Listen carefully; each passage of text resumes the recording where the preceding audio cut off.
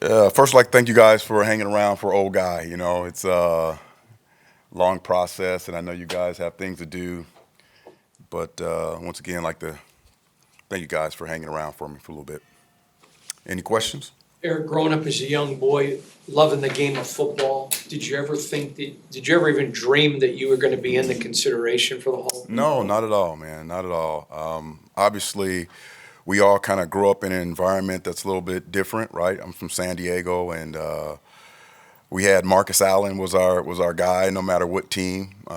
He was at Lincoln High School, and everybody wanted to go to Lincoln High School and play because Marcus, right? And so I fell in love with the game, fell in love with the Raiders early on. You know, I was like the lone kid on the block who was a Raider fan, so I used to rock my Cliff Branch jersey and Fred Blitnikoff and all those guys.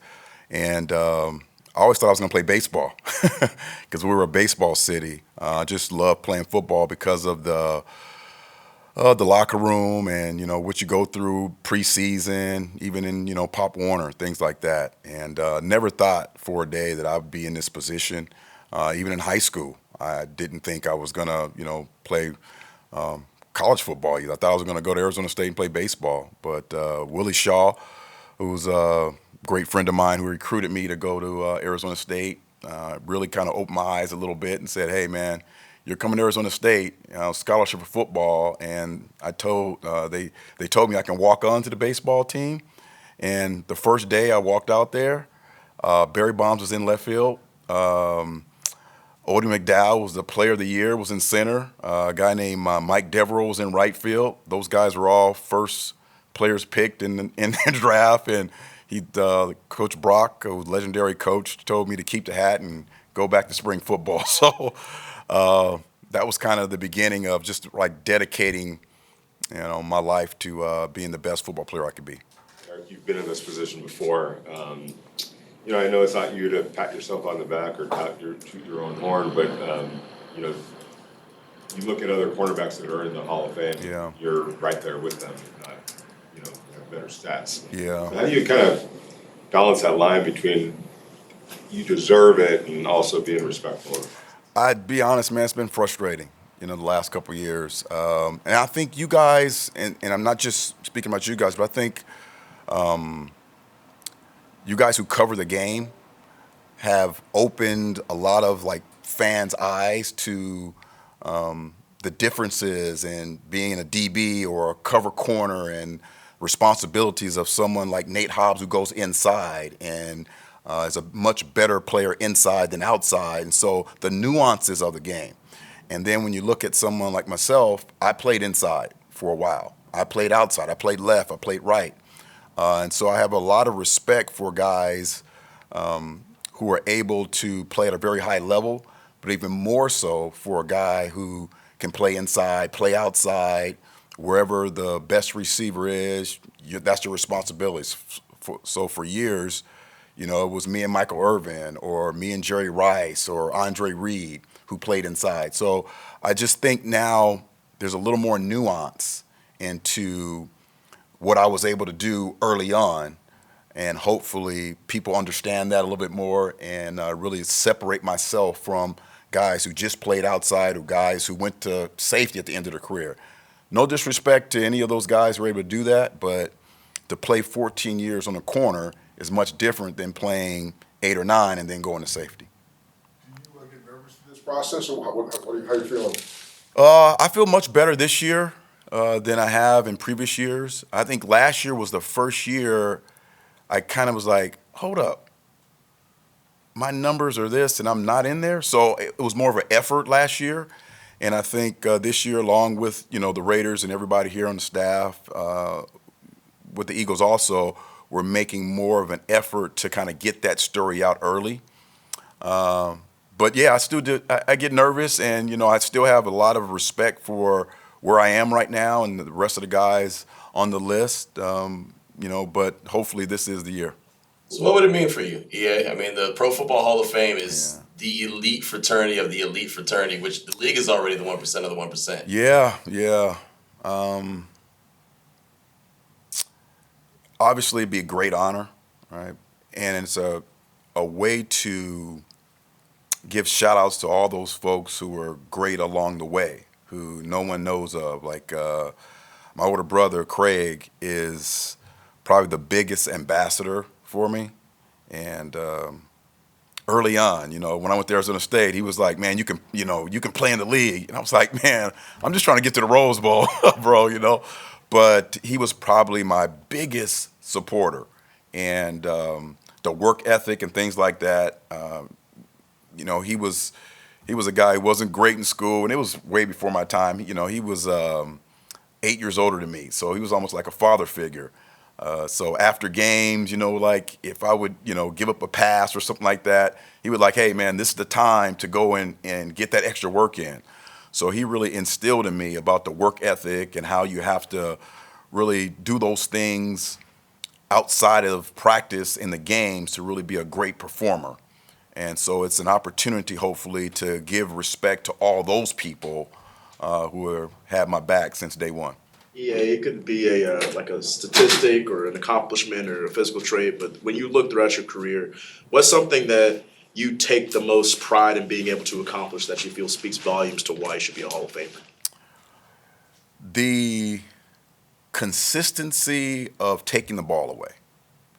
We can all be great and really good cover guys, but unless you take the ball away, it really doesn't matter. That's the point of, I think, being a cover guy is having the ability to take the ball away and give your offense another possession. And when you can do that from, year one, I think I had 5 picks in year one, and in year 13, I think I had 5 or 6 picks and a couple touchdowns. So just the consistency of being able to take the ball away. And I think that was the trait that I always put the most emphasis on is finding a way to be that ball hawk. What player or team was your favorite matchup or maybe your most difficult matchup? Well, the 49ers at the time made me prepare more. So I think during the season, you always have your matchups, whether, whoever it is, whoever the hot receiver is at that time. But the 49ers forced me to focus on them during off season. So after my first year, we were playing the 49ers, I think, early in the season, and I had a young defensive back coach. He was even an assistant coach, and he came to our team, and he had a background in offense, in the West Coast offense. So that offseason, I ran every route that Jerry Rice had ran the season before. All the formations. So whatever formation he ran those routes out of, I would have a mental picture of that formation and run that route. So when we got to the game, I'd line up and look at the formation like, okay, it's first down. They need to get Jerry. In the first 15 scripted plays, he has 6. He loves the slant route. He's lined up on the outside edge of the numbers. I'm just going to take an inside leverage step here, even though we may be in cover 3. So those are things that I thought, and that made the game great, because it really forced you as a player. You're going to have that matchup. It's on television. We're in the magazines. It's Jerry and EA. And so I took a lot of pride in that. So with Joe Montana and not many people talk about John Taylor, but John Taylor was an outstanding number 2 receiver and just great. But those 2 guys really were the cream of the crop. Who's a player or coach that you feel that you played alongside or against that really helped propel you within your career? I know you talked about Jerry Rice and playing against him, but someone that you, I guess, played with or you were coached by that really helped you get to the next level. Well, right from college, Willie Shaw, who recruited me to go to Arizona State, anytime we were in a game situation in practice, he would always sit back at the goal line. He would never critique you. And, one practice I was like, Coach, I kind of struggled through this practice, what's up? And this is in college. He's like, hey, in the games, I'm not going to be there. You got to figure it out. So whenever there's a game situation, I'm not going to be there, so you can kind of look over. And that was early on. It's like my sophomore year in college. And so I kind of brought that to the league. So whenever there was a game situation in practice, I was trying to get dialed in, right? And when I got to the pros, I think Mike Quick, who was a tremendous receiver at the time in the mid 80s, it was him and Jerry Rice. They were kind of like the cream of the crop. And he would just give Darryl Green the business. So I was all up in his ear like, man, how are you able to defeat, Darryl Green like that? Because that was my comp coming out of college, because we were both, under 6 foot. We're both fast guys. And I really learned a lot from Mike Quick. And defensively, of course, Buddy Ryan was just a genius, and had to understand what he wanted from me as a player. And Roynell Young was the other corner, and he was like the seasoned veteran. He had played like 8 years in the league, and he has this rookie. And not only did he help me on the football field, but he helped me during the course of off days, what you're supposed to be doing, how to be a pro, how to prepare and study, take care of your body, ice tub, all those things. So some of the things off the field that I carried with me and was able to, years later, help a guy like Mark McMillan, Otis Smith, who eventually went to the Patriots. He started off with me in Philadelphia, so he went to the Patriots and had a lot of success. And of course, Charles Woodson, able to sit down and talk to Wood about off days and preparation, even though he didn't listen to me early on, But those guys really helped me become a really good pro off the field. Yeah, you mentioned PBUs are good, but obviously creating turnovers is better. But how did you particularly work on your hands to make sure you were able to make that play and then take it to the house? Yeah, I really attribute that to being a baseball player, and I was a left fielder, so, trying to bring the ball back over the fence on home runs, making those kind of sliding catches. And then obviously in high school, I was almost a player too, so I was lined up in the slot and took a lot of pride in catching the ball. And that was the one thing that you kept hearing was, hey man, cornerbacks are just receivers who can't catch. Well, I wanted to prove everybody wrong. All right, so just a lot of catching and ball throws, whether it be a tennis ball or golf balls, small objects. Just really took a lot of pride in being able to catch the ball. Eric, any corners playing the game today that remind you of yourself at all when you were playing that you enjoy watching in particular? Well, the guy we just saw is just phenomenal, Surtain. He's much longer than I am, but you just love the fact that he kind of anticipates. Really does a good job of understanding route recognitions and plays, and those are the kind of guys that I really enjoy watching. Jack has a lot of that also, just need to see him being more consistent with that, but just the ability to recognize things by formations and then jump it. I was also a guy who I was a tackler too. I wasn't just a cover guy. I wanted to be involved in the run game, and that's why Bud Carson, who was a part of the Steelers later on, when he came over to Philadelphia, we sat down one off season, and he said, how do you feel about playing inside? And I was like, hey, let's do it. What do I have to do? He's like, well, you got to be you got to protect the edge at times and be a tackler. I was like, hey, no problem. So really took a lot of pride in that also, being a tackler. And I think when you're a corner, you can't be the kind of corner that folks are saying, hey, let's run at him to get him out of his game. So I like all corners who are able to play all facets of football. You talked about your nose for takeaways. This Raiders team is last in the league in takeaways. What advice would you give to a young DB to get better at that part of his game? Yeah, that's definitely a mindset. And not only a mindset, it's really about understanding route concepts. Because in the league and even in high college brands, the reaction time, you're always going to be a second late. So it's a chance for you to kind of understand the route combinations and what's coming at you by film prep.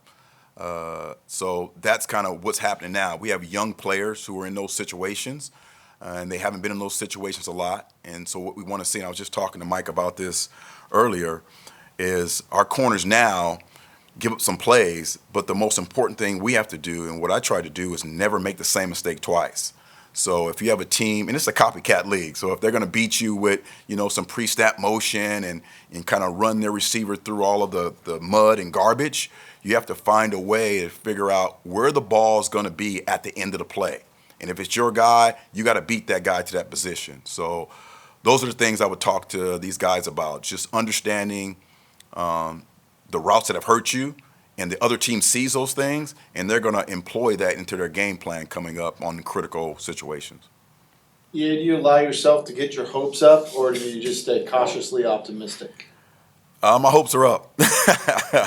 Yeah, and that's the only way you should be, right? Because if not, for me, I there's just no doubt that I shouldn't be there.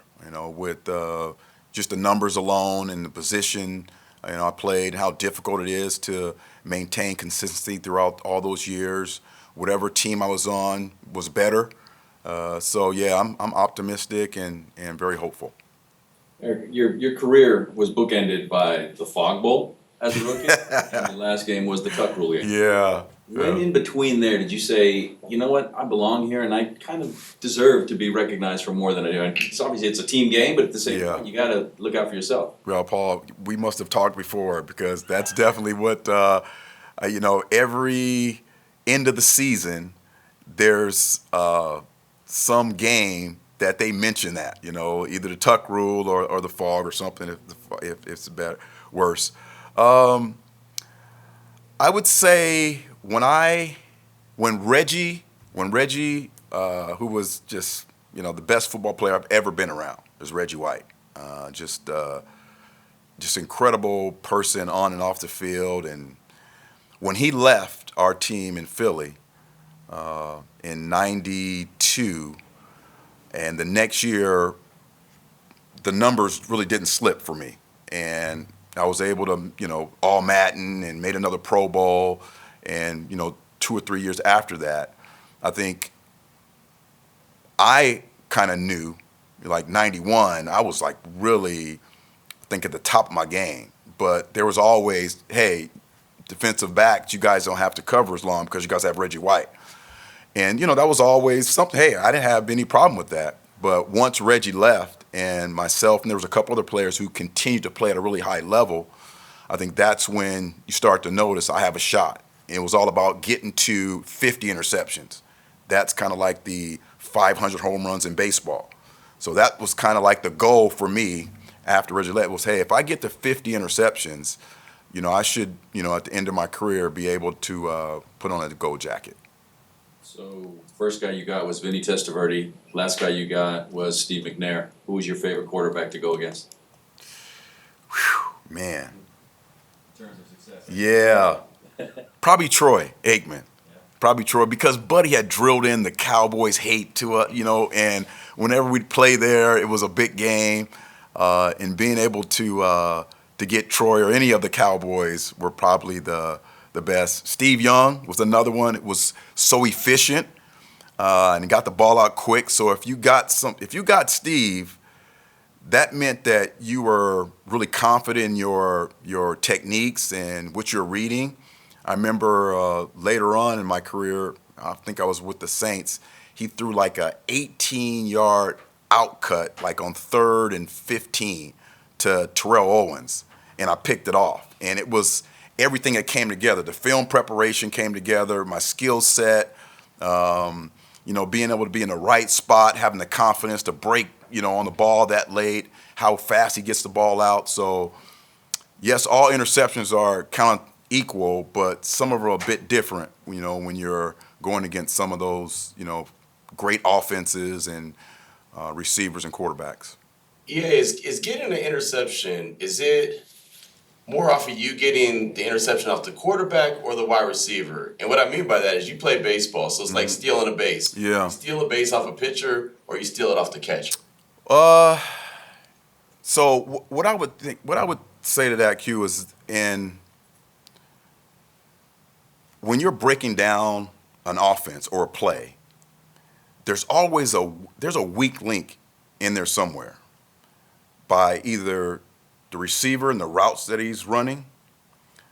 And if you have a guy like Mike or Jerry or Hall of Fame guy, well, that's not going to be the weakness. So maybe it's the quarterback, right? So maybe, the quarterback throws the ball late, or he doesn't have a great arm, so he's not going to throw the ball to the wide side of the field. If he's a strength, maybe it's the offensive coordinator, and maybe it's the game plan. So the game plan, if it's good, you're going to stick with the things that work well. So as I'm studying film, and I'm in a situation where every time the offense is in this situation, this is what they like to do. So what I'm going to do is take advantage of the success of the offense, because they're not going to change because it's successful. So as I'm lining up, all those things are going off at once. So it's being able to process all the information in a couple seconds and then coming up with what you hope is the answer and being able to pick the ball off. So I go through every time. I have to go through all that process every single play. 60 plays, 70 plays. I have to figure it out. What's the weak link here? Is it the receiver, the quarterback, or the offensive system? And that's what was great about the chess match, right? So you never know, what that situation is going to present it. But once you get the ball, it's like everything slows down. As you're breaking to the ball, it's like in slow motion. You see the rotation of the ball. You're like, oh, man, I'm about to get a pick, And then as soon as you catch it, bam, everything's 100 miles an hour again. Now it's like, let me get to the end zone, right? So, and that's one of the things that people talk about, hey, what do you miss? The locker room? No, I missed that right in the midst of all this speed and preparation. It slows down, and you're going to get the pick. That's the thing that I miss most, on Sundays or Mondays or whatever. The statistic for passes defensed didn't become official until really later in your career. Really started being tracked kind of midway through. Yeah. Do you ever think about the fact that maybe you'd have one more metric there to point to? Because I'm sure you would add a lot. Yeah. That's. I mean, like I said, the game has. Your group of people have really made it a lot easier to follow the game and track all those numbers. But yeah, some of the metrics and things like that really help corners nowadays, and being successful would have definitely helped, my argument a lot more. I think at one point, couple seasons, I was going every 4 times a quarterback threw the ball to my side, I would get an interception. So it was like, you would give away something early, so that's 1, all right, and then maybe a little slant here and cover 3, that's 2. You got 2 more, buddy, and the next time I'm gonna find a way to get the ball. How much obviously you're still in the building as much as you are now, but Yeah. those seasons towards the end of your career you had with the Raiders, how much did those years mean to you in terms of having an exclamation point on your career? Yeah, that's a great question, Levi. Because of the relationship that I had, and with the Raiders and the fan base, making the decision to come to the Raiders, because I wasn't supposed to come here. And I'm pretty sure a lot of you guys understand the story. I was not going to play in New Orleans again. I was like, I'm not coming back here. If I have to retire, I'm going to retire, but I'm not coming back here. We just had a disagreement and fallout with the organization. So I wanted to go to the 49ers so I can play the Saints twice a year and just like put it on them, right? And so I'm getting calls from everywhere. A lot of my ex-coaches who were at other places, Jeff Fisher and friends at the Vikings, everyone's calling me. And I'm like, no, I'm going to the 49ers. Again, Willie Shaw calls, and he's like, hey, won't you come and take a trip to Oakland? And I'm like, I was with the Saints last year, and we beat you guys. I'm like, I want to finish my last couple years like in meaningful football games.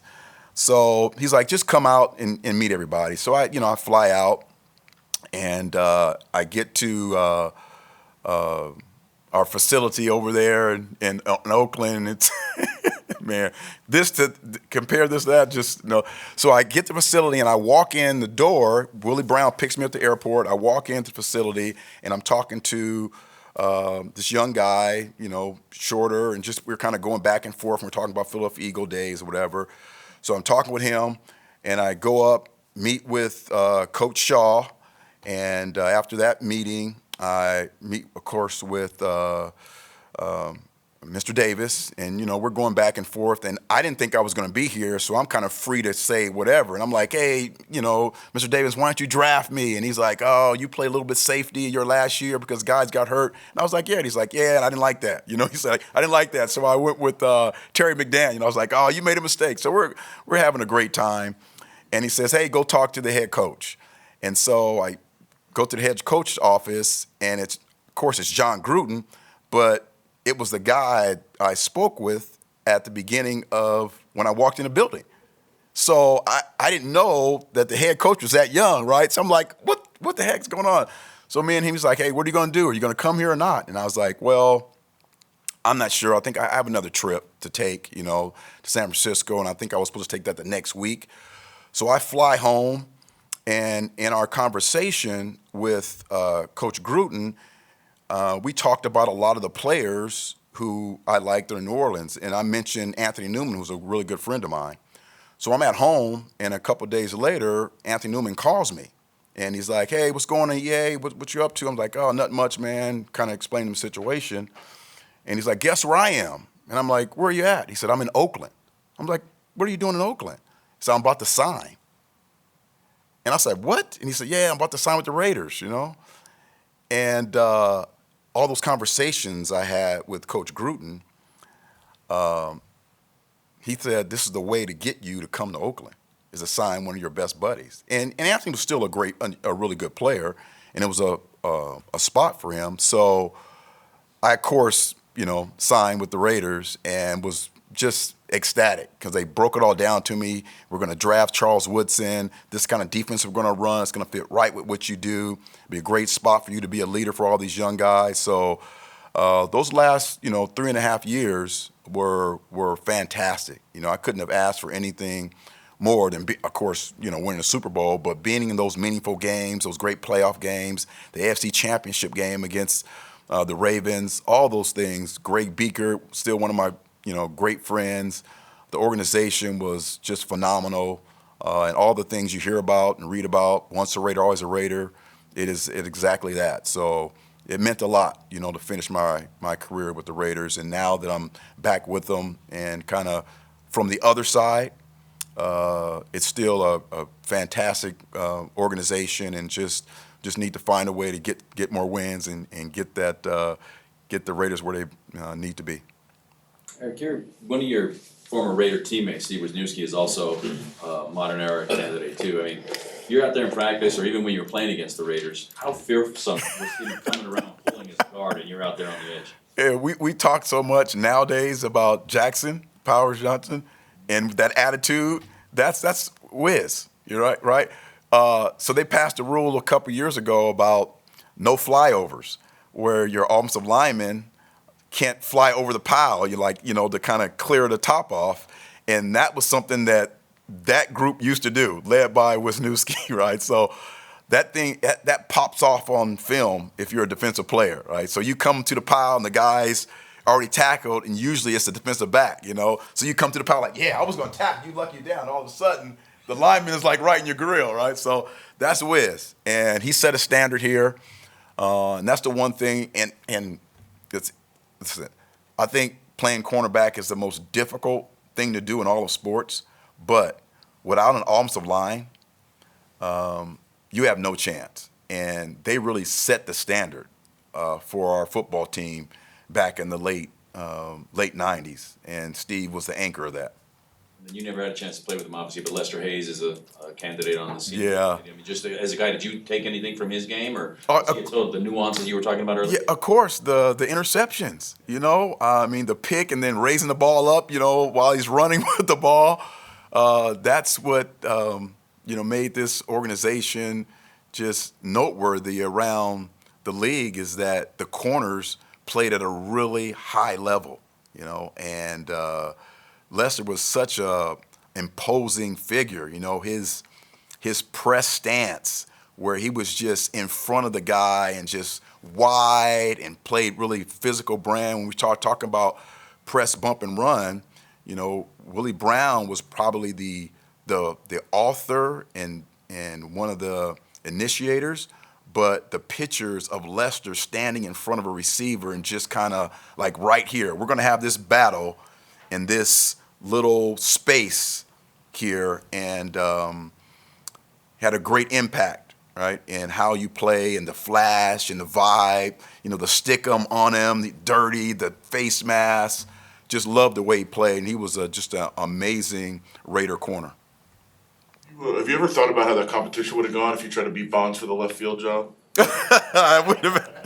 Once you get into the batter's box, it was all over. I mean, he's a good friend of mine, and one of the best baseball players I've ever seen. You know, even before all the home run stuff. You know, when he was at Pittsburgh, he was a base stealing whiz and just an incredible baseball player. But yeah, I knew right away. You know, when you go and look out there, and he wasn't even the best guy on our team. Like I said, you know, Odom McDowell was a 2-time Player of the Year in college baseball, and they had a squad. You know, so I'm happy and fortunate that I took this route. Thank you guys. Really appreciate it. Thank you. All right. Yep.